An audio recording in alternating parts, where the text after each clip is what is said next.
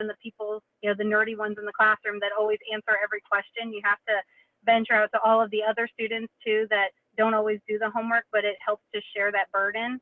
And then if they get a question wrong, an X goes on the board. And if they get, depending on how many questions your quiz is, if it's, you know, 3 X's, because now out of 10 questions, that's a 70, you can't get any more wrong because we don't want everybody to get a D on the quiz. Then everybody now gets the quiz in a paper pencil format, because you should have been able to answer all these questions on your own. And now those kids that would have earned that A are still going to get that A. And those students that were never going to do the homework to begin with or watch the videos on their own, they get the grade that they probably would have gotten, you know, on their own regardless. So that's just one way to try and put the accountability in their shoes still, but then also try and make the information more obtainable and fun for them by putting in a video format. If it's something that you can't find a video on, you can make one using Screencast-O-Matic. They have free trials that you can use, and you can use it by recording your voice and showing pictures on your computer. You can use Screencast-O-Matic to basically talk over other videos, programs, PowerPoints if you have PowerPoint presentations that you've used for years in the past.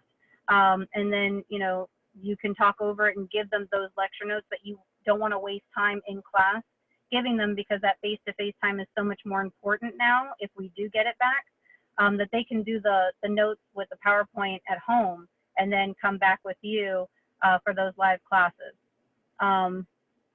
So that's just one thing, but just know if you don't want to pay for the full trial or whatever, the full shebang, I think it limits you to like 15 minutes at the most for Screencast-O-Matic. But don't be afraid to reach out to the other teachers in your classrooms, in your schools, because they're going through the same things that we're all going through, but they're, you know, just finally tweaked to the area that they live in, because every one of us teaches in a different area at this point. So what we're all going back to may be completely different from everybody else. So it's just keeping that communication open. And I know that's hard, especially for new teachers, because, you know, new teachers don't only, I remember 10 years ago, I never wanted to ask for help, because I never wanted anybody to look and go, all these new teachers, they don't know anything. But I feel like this year, if we have new teachers in our schools, being teachers that have been there for a while, that kind of burden is going to fall on us to reach out to them and say, hey, are you okay? I know you probably don't want to ask for help, but we get it. This is something that's new to all of us. So what can I do to help you? And in some cases, they may turn around with, you know, bright, shiny button new ideas that we didn't think of, that would, you know, help us in the long run too. So that's all I've got, I think. I don't know. I feel like I talked for more than my 10 minutes. You did great. You did great, Catherine. I've got a lot of stuff that we can talk about here, but I want to make sure that we are covering your specific concerns, because everybody has different concerns. So Barbara, Carolyn, Theresa, Alicia, Amanda, Rosemary, Louisa, Lisa, everybody, if there's a question that you have or something that you would like to share, this is a great time to do that. So Carolyn, let me unmute you. Maybe. Lower hand, unmute. I'm trying to unmute you. Can you unmute you, Carolyn? Let me try it over here. Yes. Ah, perfect. So I'm actually in the middle of out shopping. And, you know, during the summer, that's when teachers go out shopping and buying supplies and what we're going to use in our room for the year. I don't even know if I'm going to have kids back. I don't know what I'm teaching, like what grades. Like, I have had 0 people tell me anything. Our principal retired. My assistant like moved to another school, so now we have a new assistant. So like literally everything is changing. Should I bother buying anything, or should I just wait? Oh, there's a question. Now, the good news is I know you. And I know you have a lot of stuff. So I know that if you don't buy anything, you're going to be prepared no matter what. Catherine, tell me if you agree with this or not. If you're a newer teacher and you're in that situation where you don't know whether or not you're going to have a classroom, you may want to buy a minimal amount of things just to get organized. You will need those in your home office or your regular classroom, no matter what.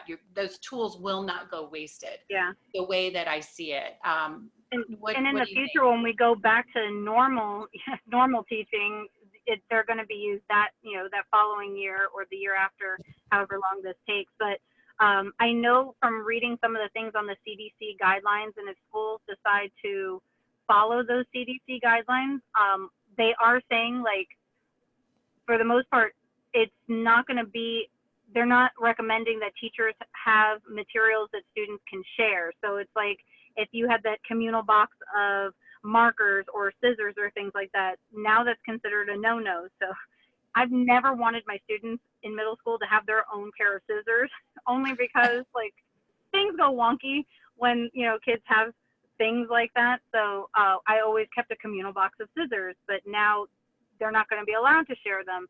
So it's, you're going to have to find that give and take. Do you want to have the communal box of scissors and then just tell everybody, hey, grab a wipe, clean the scissors before you use them, in hopes that they do, or, allow them to bring their own? I'm sure that those students of those parents that have students that are more health conscious, they're going to supply their kids up. And it's going to come down to those kids from lower socioeconomic backgrounds, so we're going to have to help them. And that's usually, those are the kids that we help anyways. So if you know that every year you've always bought 25 notebooks and that's how many you've gone through every year by giving them out to students, then I would stick with your basic norm, because you're going to have kids, no matter what, that aren't going to be able to purchase all of the supplies that they need. And with how the counties are suffering through lack of tourism dollars and things like that, they're not going to have enough money in those drives where the people donate, school supplies. People don't have the means to do a lot of donating. So this is going to be one of those years where it really does fall on the teachers more than ever to get some of those kids the supplies that they need. So hopefully they still give us our teacher lead funds this year for the states that get those, so that we can still use that money to buy those supplies for our students that need it. Yeah. I know in Colorado, we're down millions and millions of dollars in our education budget. And Carolyn, I think one other thing to keep in mind is most schools that I'm talking to and hearing about and reading about, they're going to operate some kind of hybrid model. There one district in Atlanta, they're going to divide the students up. So like A through M, they're going to go to school on Monday and Tuesday. And then N through Z, they're going to go to school Thursday and Friday. Wednesday is a sanitization day, and then the weekend they're going to clean and sanitize as well. And then they'll be going on virtual school on those opposite days, which is really going to create a lot of work for teachers, because not only are they teaching live, but they've got to make sure somehow during that time when they've got students in front of them, they're also doing virtual. So that's something you're going to really have to work, if that's what happens in your district. I know that's happening in one district in Atlanta. It's not your district, Theresa. It's Leah's that I had talked to you about, her district. So it's just different. And I know schools in California are doing staggered scheduling so that, again, hybrid. Part of the time they're at home, part of the time they're in school. And so we have to figure out how we balance all of that. And I think a huge part of that is, and I know it's like the buzzword now, right? Self-care. Oh my God, but it's true. Teachers, you guys are going to, I'm telling you, it's not going to be easy. It isn't. So we need to make sure that you're taking care of yourselves, that hopefully you will share this information with your school administrators and they are making sure that they're keeping up with you and your mental health and your physical, your well-being, because this is going to be a really trying time for you. Alice has something to share. All right, Alicia has something to share. I'm going to unmute Alicia real quick. Oh, I think I did the wrong person. Nope, I got you, Alicia. Yes, can you hear me okay? I can. And by the way, I love your pink. You look great. Oh, thank you. Okay, so I am an innovation specialist in Shawnee Mission School District in Overland Park, Kansas. And so I work with classroom teachers and students alike. And with the hybrid model, because that's something our district has been discussing, I was thinking of just ways that can be more manageable among the teachers. And you could even depending on the grade level and how many teachers you have in that grade level, split up the responsibilities in a sense, so that one teacher is responsible for the virtual learning side of that model, and the partner teacher would be responsible for the face-to-face. Just thinking of different ways that the teachers can make it more manageable. That was just one thought that I had that I wanted to just throw out there. So maybe thinking along those lines, I know when I start to meet with the teachers in my buildings, I'm working in 2 different buildings. That is something that I'm really going to work with them on. How can we divide these responsibilities up so that we can make it doable and the teachers won't have so much on them, but it can be maintained in a way that will be efficient and effective. I think that's brilliant. Has anybody, I know, Catherine, I know you've been involved in team planning that way, and Carolyn, you have too. Has anybody else been involved in team planning efforts like that, so that it relieves the burden of one and everybody kind of come together with other people doing their planning? And what are your thoughts about that? Theresa, I just need to unmute everybody because y'all are polite. Sometimes not so much. Okay, Theresa. I have a thought on that, and then I have something to share. I work in Forsyth County Schools, which is north of Atlanta, and we are not doing hybrid. We have been told that we are all in. We're returning to school on our originally scheduled date. I think it's August 6th, students come back. And we're going full schedules, everything. But we are offering parents the opportunity to for their kids to learn from home if they wish to do online learning as opposed to coming to school. So for our 6 through 12 students, that's not a problem because our county luckily already has a virtual academy.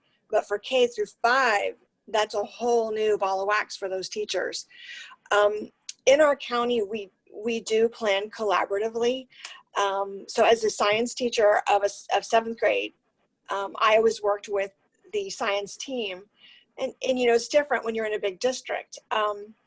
So I worked on a science team, and we each kind of pooled our resources and pooled our skills. And whoever was good at technology, whoever was good at resources, whoever was good at family communication, we kind of divided those up. Previous to working here, though, I worked at a small Christian school, and I was the only one that taught my subject. So I didn't have that team environment. So what we did was we formed an interdisciplinary team.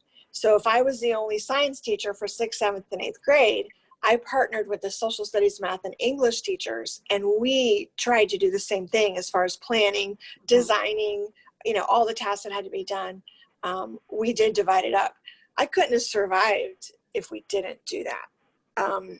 So I think whether you come from a big district or a small school or a charter school or private school, I think if you as an individual just look for creative ways to divide and conquer, I think that's the only way we can survive with so much change and unexpected things happening in this upcoming school year. I agree 100%. Go right ahead. Now, I don't want to talk too long, but I do want to share something that a colleague shared with me. And I think this is important whether you're going to be fully online or you're going to be in a hybrid school district or environment. Zoom is a meeting resource. My district uses Microsoft Teams, has been our way to communicate when we went to online learning in March. But some of our teachers prefer Google Meet. Mm-hmm. And Google Meet just announced 6 updates that are coming that I think would be fantastic for hybrid or fully online learning. It's called Infused Classroom. And many of you may have already heard of this, but I hadn't. Infused Classroom. And there's digital whiteboarding. I have no idea what that means. I have that on Zoom. Really cool. But there's some really fun options coming that would allow collaboration with the students as opposed to just delivering a lesson. It includes breakout rooms. There is polling and questions so that you can keep all the kids engaged during the lesson. There's raise your hand is an option, but there's 6 options coming out, and it's all under, if you Google Infused Classroom, it should come up, the new options. I'm looking to see on the email if there's a date. Just says updates coming to Google Meet that will be great for remote learning. Okay, But I just wanted to hear that because I was really excited when I saw that.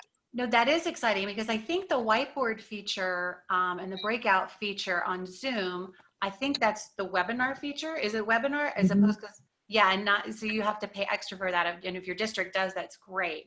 The Okay. whiteboard feature is really, really cool. I think, bye Louisa, thanks for popping in. I'm gonna upload this later so you'll have access to it. So we'll put it somewhere, I promise. Now I've lost my train of thought. Oh, but I think something that's really going to be helpful is the flipped classroom model. So if it's not something that your school is familiar with or that they've used before, if you're doing a hybrid model, that flipped classroom is going to be key to your success. And then incorporating all of those other things, the whiteboard, the breakout rooms for collaboration and student projects and that kind of thing. Matthew Johnson, he is an assistant principal at Oak Ridge School in North Carolina. And he was teacher of the year, and he travels all over the country talking about flipped classroom. This is what he does. And he's agreed to come on and talk to everybody at some point, sometime this summer. We haven't, Right. but we're going to have him on, and he will give you, I mean, the nitty gritty, dirty down on flipped classrooms so that you understand what that means. Because a lot of people just think, oh, you send the lesson home and then they come back and we do it. And it is more involved than that. There is much more to it than that. So I'm excited about that, and I will keep you guys posted when that happens. And I know we're a small group, and I like that because then we can have more conversation. But I do hope you will take this information because we've got, listen, I know 3 of you, and I've talked to Alicia now, and Alicia is just fabulous. And Barbara, you're being very quiet. You're going to have to chime in soon, and I can't see the rest of y'all's faces, but I assume you're brilliant. Because you're here. Yes, no problem. Good afternoon, and thank you for having me, everyone. As mentioned, my name is Barbara, and I'm with Brain Power Wellness. So, yes, can I just? Awesome.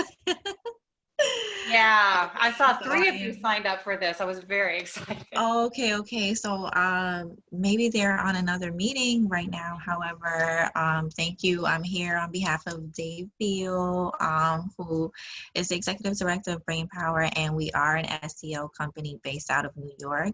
I was working with a company in New York, but now I'm based in Miami, and we're doing a lot of virtual learning stuff. As a matter of fact, we're putting together a presentation that kind of encapsulates all of the knowledge we currently have, but all of the knowledge we're trying to gather about virtual learning and hybrid models and what have you. Our biggest thing on our end is, as you mentioned, that hot button term that could get a little bit cliche at times is self-care, but what we want to do is support students, but the best way to support them is valuing that self-care for ourselves, and because we're role models all the time. So whatever we're doing, you know, in front of a classroom, and I'm not a classroom teacher, but I am an instructor with Brain Power, but I know what it looks like in the classroom. And at the end of the day, we're always modeling for our students, whether it's virtually or in person.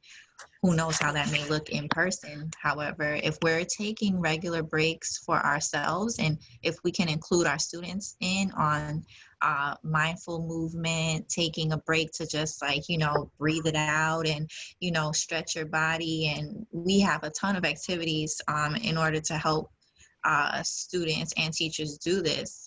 But I think that as long as teachers value that and are modeling it, it'll be easier for students to feel more at home in the classroom environment, whether it's virtual or in person, and they'll be more engaged, and they will, it will then allow for more contribution on everyone's part. So the onus doesn't have to be always on the teacher, because it's a collaborative, at least in its ideal form, the classroom is a collaborative environment.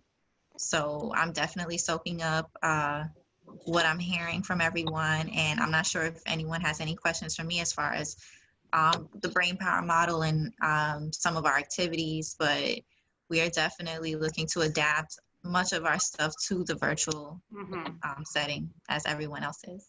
Well, I will say this, Barbara, and I was so excited. I ran into my bedroom actually and grabbed this book and showed my husband, like, oh my gosh, they're coming. Yes. And the reason you're on my email, I sent an email to a lot of my contacts from past conferences, and one of them was the Blue Ribbon Schools of Excellence Conference, where I met Dave Beal and have my little signed and autographed book. And the first half of the book is dedicated to science. So it's the science behind what they do. It's not like, oh, this sounds like fun, let's play with our kids today. No, there's real neuroscience involved. And then the last half is activities. And it's all different activities that kind of go around 10 different buckets that you need to hit with your kids. And I sat in on Dave's session in Orlando and got to play. And wow, did we have such a great time. And every single teacher and every single administrator, I sat with a couple of principals and several teachers, they all wanted him in their school. So I don't get any money from these people. And she just killed it. That's exactly but it's a great program. It really is. So if y'all happen to have extra money in your budget.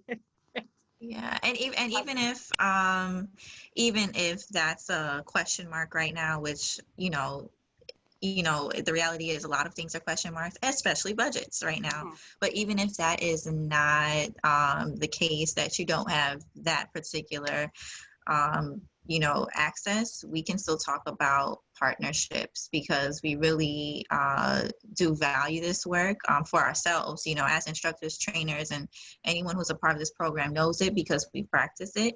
And we do believe it's great to include in the classroom environment. And what I can do is put my information in the chat so that anyone who's interested in reaching out, or if you have questions, please ask me, like, what are you talking about? What is brain power?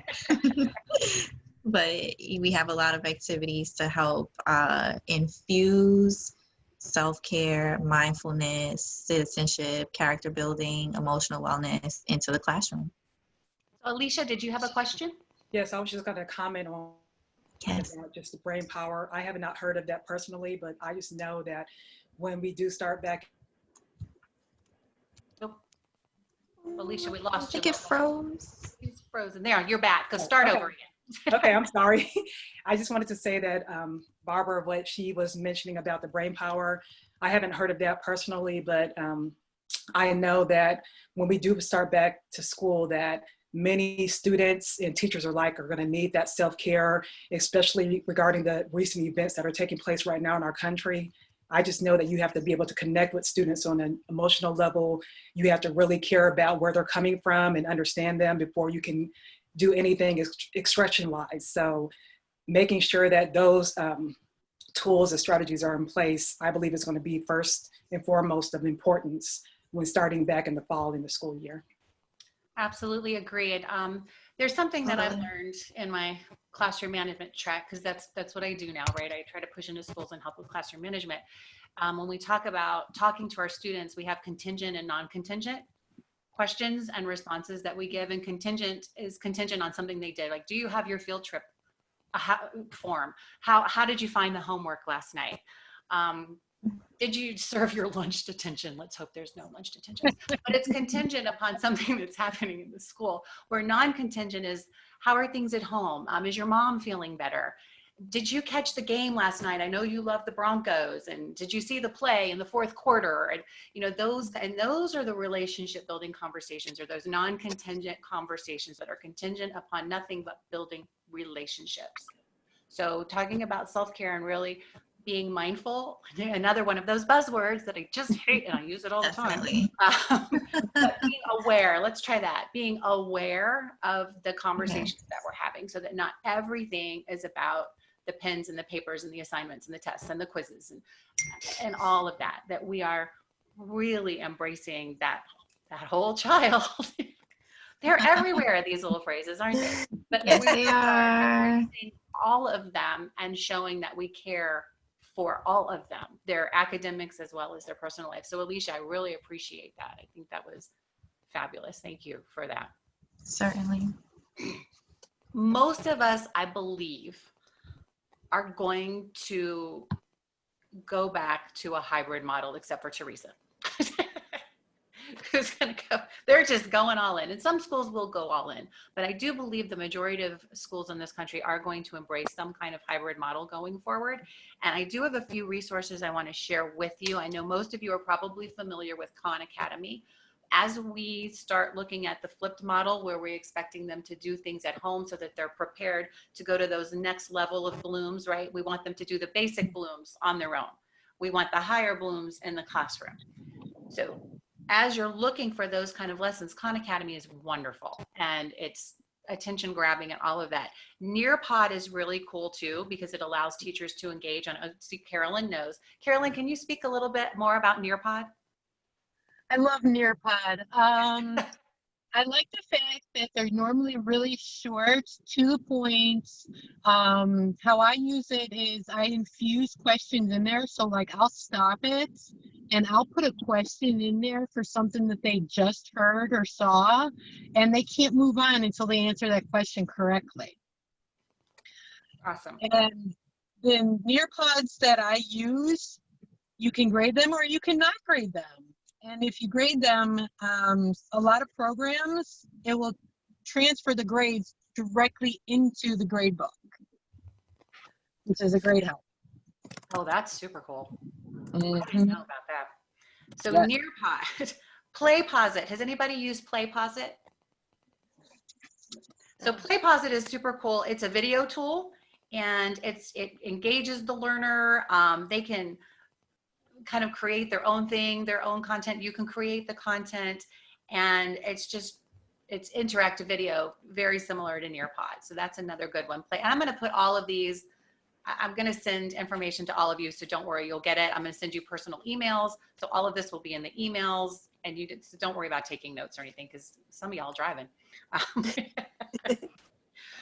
And Brain Pop, everybody knows Brain Pop. Are we all familiar with Brain Pop? Okay, so Brain Pop is super cool.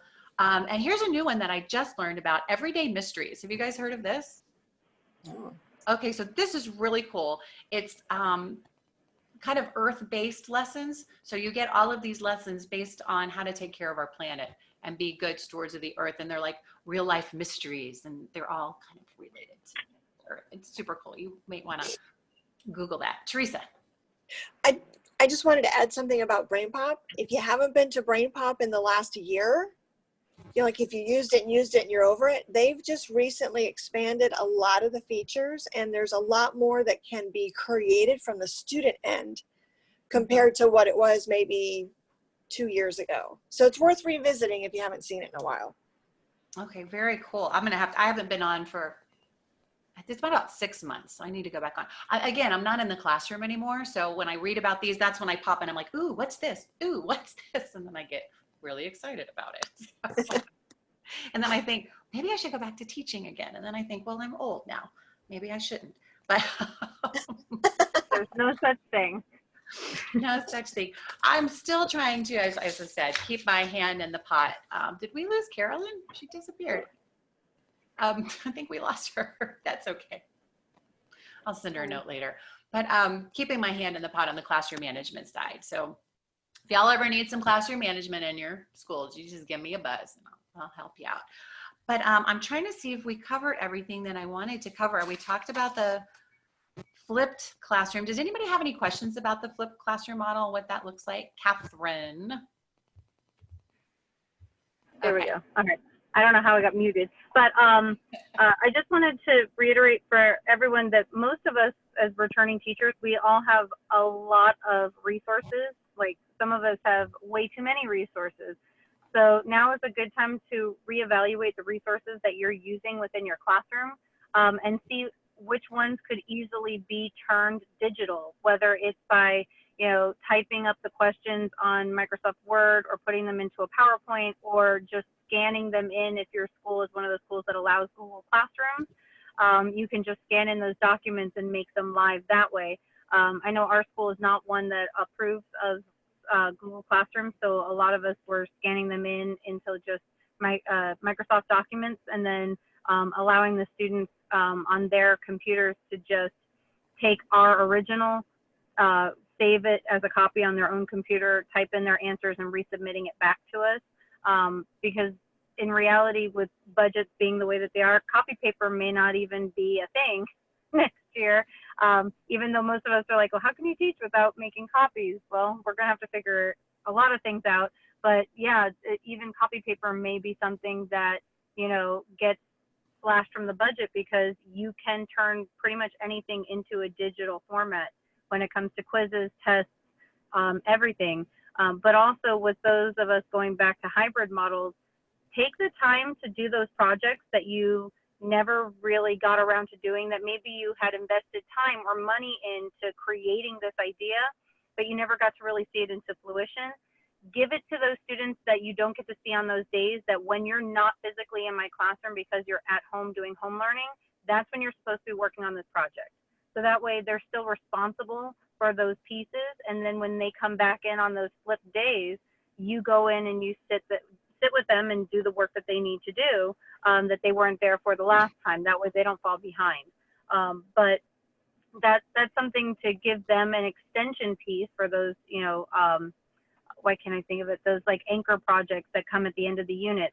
Those are those projects you want to give them so that they have time to do some of those, you know, self-paced learning on their own when they're at home. So it helps them to, you know, you're there to spoon feed them the minimal information, but then they have to dive in deeper on their own. And sometimes it takes more motivation for them, but you know, it could come out to be something amazing in the long run. During the last, what was it, month and a half, 2, 3 months? How long were we in school during COVID-19? I don't know, it seems like a year. Years. That last year that we were in COVID-19, I gave my students an end of the year project where I said, you know what, you can work on your own or you can work with others, and you're not limited to just the people in your class. You can work with anybody in 7th grade because they all see me as their civics teacher. So take one of those kids, work on a group project. You're going to create either a rap song or you're going to create a skit, and you have to teach back one of the units that we learned in class. And I have some of the most interesting things. I was even like, how did you guys make that? They made little videos with like 6-figure art, and I'm like, this looks like something you would see almost from somebody who was starting through Pixar and trying to become a computer animator. And they were like, yeah, that's what I want to be when I grow up. And I'm like, this is amazing. And yet the content was there and they understood it. So, you know, it puts that learning in their field, but it gives them that perspective to say, I can do this, and I can do this in a way that will show everybody how I want to learn it, and it might help other people.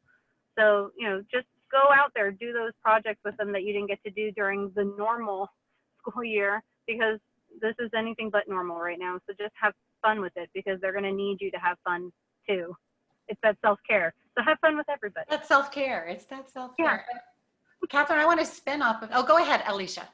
I was just going to piggyback off what Catherine had said about the Google Classroom, because I know I taught STEM classes about a couple of years ago, and I set up every grade level on a Google Classroom, and I would just put every activity for each grade level in that classroom. And it is going to be so great for them to be able to transition from that Google Classroom. I mean, that goes virtually seamlessly because they're accessing all the materials through that virtual platform. So I would definitely recommend, if you are able to, setting up something like that this summer, just putting a few activities in if possible, because when you do get to that point of the school year, it is easy for them to access. They're used to using that platform, whatever it may be in your district, and I would recommend that. So just wanted to say that. No, I think that's a great idea. And the more we get ready over the summer, the easier that's going to be. And that's going to be good for our souls, right? That we're not stressing, trying to figure out what to do all the time. If we can get most of our bulk planning done, at least a calendar of when we're going to do certain lessons and how we're going to do them, it'll make life easier. And to transfer from hybrid to in-class, I think is much easier than transitioning from in-class to hybrid. So just keeping that in mind and going forward. I wanted also, Alicia, to spin off something Catherine said. And Catherine and I worked together on several projects over the years. And one of the things we used to do every year was we did this big fair. We did an English language, art, science, Greek mythology thing. And it was just lots of fun. My kids were writing essays, so that took place in our class time. Her kids were creating these elaborate social studies projects built around Greek gods and heroes. And she did not allow them to do that at home because, first of all, she didn't want the parents doing it. And she also wanted to oversee and make sure they were doing it correctly, right?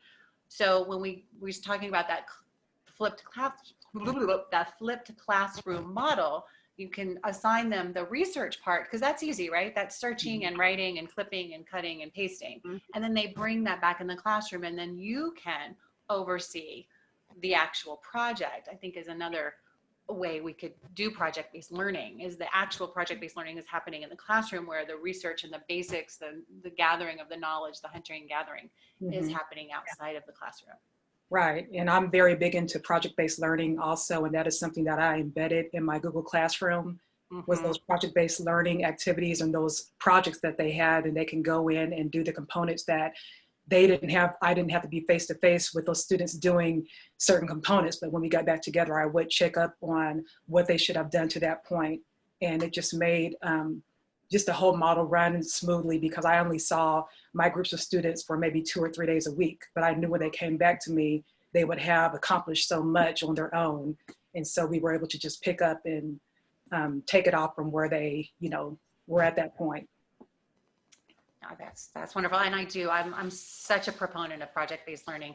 And I know my science teacher in the room probably agrees with that completely. Oh, one I forgot. Did I forget Science Bob? I did. I forgot Science Bob. You guys heard of Science Bob? Oh my gosh, you have to check out, Theresa, you have to check out Science Bob. So Science Bob, it might be a little young, but it still could be fun for your kids. He, his tagline is he encourages random acts of science. Instead of random acts of kindness. Love it. And he has all kinds of instructions and videos and science projects for kids. And he's been all over the place. I mean, he's been on Live with Kelly. He's been on every news station around, Jimmy Kimmel Live, Dr. Oz, just Nickelodeon. He's been all over the place. So he's a lot of fun. He's funny, and he's got some really cool science resources. And I wish Carolyn hadn't hung up quite so soon. She would really appreciate that. And all of her kids. We've covered about everything that I wanted to cover about keeping kids engaged online, utilizing those resources, hybrid classrooms. If you guys think of anything or have any other questions, you can zip them to me. I can forward them to Catherine or to any of you. Maybe we could just all kind of help each other. If you're interested in learning more about flipped classrooms, I definitely will send you the information when we nail that little meeting down. Because I really think that's where we're going. Do you guys have any other, I don't know why you're not unmuting. Unmute. Unmute. I just want to unmute everybody in case there are questions. Okay, let me unmute Lisa. Okay, and Lisa, I know you've been quiet the whole time. You don't have to talk, no pressure. Any closing remarks? I think it's so nice just to connect with people across the country. I mean, you between being online for the last, the ending of your school year and then summer, you feel very isolated and you only know what's happening in your world. And it's so, so nice to connect with other educators. And I've just totally I've really enjoyed this. Well, thank you. I'm so glad. Likewise, I really appreciated being here with everyone, and I do hope to connect further. Well, let Dave know that Dee Vicino was singing his praises, and I was not there representing education. I was there representing food allergy education in school. So I was the food allergy lady. He'll probably remember me that way. Okay, I'll definitely let him know. Yeah, it was really good. Catherine, thank you so much for your insights and your willingness to be here, especially when you're bringing your mother to the hospital. Listen, I'm just glad I didn't have to have my 3 kids tag along with me in the car ride. My husband was able to work from home today. But we lost you a little bit. Oh no. But yeah, so I'm just glad they didn't have to tag along, because that would have brought a whole new fun element to this meeting. I mean, like I said, I in no way, shape, or form consider myself any kind of expert. We're all educators and we're all still learners. Those are the best teachers, the ones that are still learning themselves, because even though it's a profession, just like being a doctor or a lawyer, you're practicing all the time because our standards are always changing. Standardized tests are always changing. And, you know, we're just trying to keep up with technology and how best to reach the students that we get every year. And from one of my favorite principals, what she used to tell us is that the parents send us the best that they have to give. They don't get to choose who they send to us. They're sending us their very best. So all we can do is take those best that they have and make it as great for them as possible. And in hopes that, you know, we get that fulfillment that we all signed up for, because none of us signed up for a paycheck, but we all signed up for that fulfillment that we get for helping those kids. So it's just learning through the curveballs of the new COVID world that we're in to bring them the very best of us to deliver the best that they are. Yeah. Absolutely. Thank you, Catherine. Alicia, do you have any final thoughts? No, just thank everyone for everything that you suggested. And I just really appreciate being able to speak with educators around the country, and just good luck with the upcoming school year. Thank you. Rosemary, Amanda, do you guys want to chime in? No, I greatly appreciate, of course, me and Kathy work together. So she's definitely been a mentor to me in many ways. That's why I'm like, yes. But yeah, and I think that a lot of challenges will definitely be coming along, not just in the sense of the classroom, but as parents, right? So trying to balance that, especially when some teachers will be inside the classroom and possibly their kids will not be in the classroom at that point in time. You know, trying to juggle between that is going to be rather interesting. But in the classrooms, yes, definitely. The project-based models definitely do help us facilitate a lot of learning. That's basically my piece. Great piece. And I have great faith in the teachers across America that they will do everything that they need to do to make education work. I have complete faith, regardless of administrations, regardless of federal regulations. I have faith in teachers. And I know you'll make it work. I just know it. I will get all of this together for you guys. I should have most of the information wrapped up nice and pretty by Monday at the latest, hopefully sooner, but I'm going to give myself some grace time. I injured myself this weekend, so I'm getting over my little injury, but it's okay. So it's slowing me down a little bit, and I rest more than I usually do.